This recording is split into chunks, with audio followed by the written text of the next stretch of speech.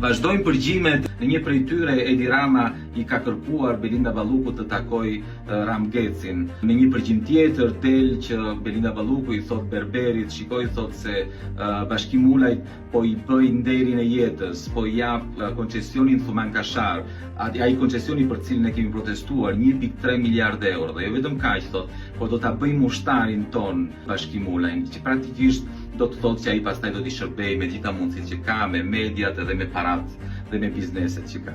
Por ndërkohë çfarë ndodh? Edi Rama e ka kyçur gojën. Por kjo do të thotë që Edi Rama nuk po reagojnë njerëzit afër tij, sidomos bandat, ato që dolën me skandalin e Akshit, me përgjimin e Akshit, kishin bërë një pengmarrje, kishin marrë peng një qytetar për ta detyruar atë që të dilte nga gara, të dilte nga tenderi. Dhe si reagojnë bandat tani? Bandat kanë filluar të kërcënojnë. Përdorin ushtarët e tyre, kanë ushtarë të shpërndar, janë analistë, janë të veshur si aktivistë dhe kanë filluar që të kërcënojnë dhe të shpifin publikisht.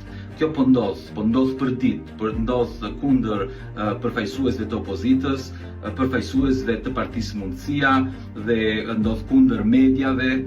Janë ushtarët e bandave që me urdhër të bandave dhe për llogaritë e Edi Ramës luftojnë për ditë që ajo që ka ndodhur, skandalet që kanë dalë me Akshin, me Belinda Ballukun apo skandale të tjera, njerëzit mos t'i marrin vesh, që mos të flitet më.